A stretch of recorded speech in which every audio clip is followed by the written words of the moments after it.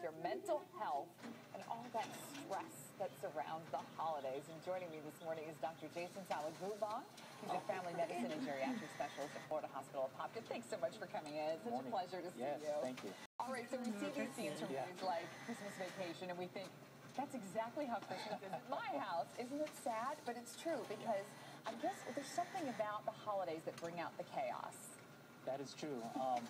You know, around the holiday season, it can be a good thing. Usually, we want it to be a great thing for our loved ones when we get together.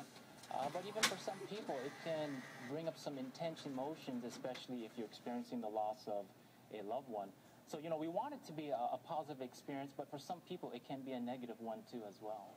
Do we often place too much pressure on ourselves to try to create the perfect holiday? And in the end, I think sometimes we're almost setting ourselves up for disaster.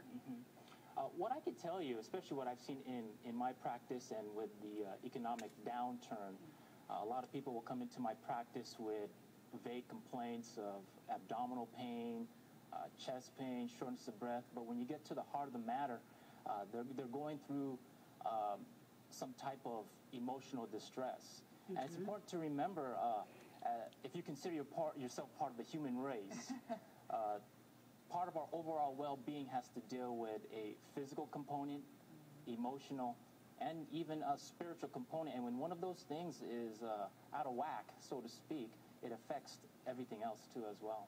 So how do we sort of find that balance as we're going in? What do you tell your patients who are like, I'm so stressed out, doctor, I don't even know, where to begin? Because there is a lot to accomplish, and I think sometimes women tend to internalize all of those accomplishments even more so than men. Yeah.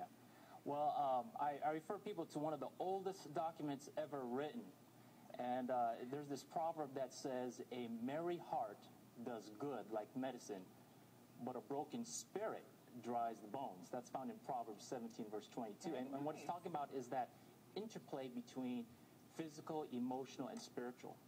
And some things you can do, some basic things that don't require a lot of money, is making sure you're exercising enough, drinking plenty of water, eating plenty of fruits and vegetables, engaging yourself in positive emotional activities. I'm not just talking about in front of the TV, right, with your Xbox, but something that can stimulate your mind. And then, of course, getting deep into your spiritual aspect, whether that's prayer, meditation, or communing with nature. And sadly, a lot of people, too, go into the holidays with elderly relatives, and maybe they haven't seen Grandma in a year, and they start to see the decline that they didn't notice the year before. That's something you probably see a lot of as well. Yeah, I deal a lot with elderly patients. I have some extra training in geriatrics, and one of the, unfortunately, the biggest things I see is dementia. But you'll be surprised, even with these demented folks, they may not remember something that happened last week, but once you start playing those Christmas carols, they'll still be singing their heart out. So it can actually be a positive thing.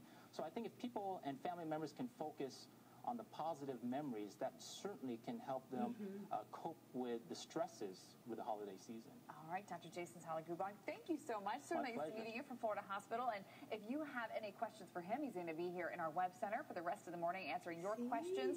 All you have to do is go to our website, myfoxorlando.com. Just click on Top Stories and then join the web chat. I know you have a lot of questions, so go ahead, ask away. You're ready, right? All right, Jim, let's send it over to you. Good stuff, Amy. A good segment.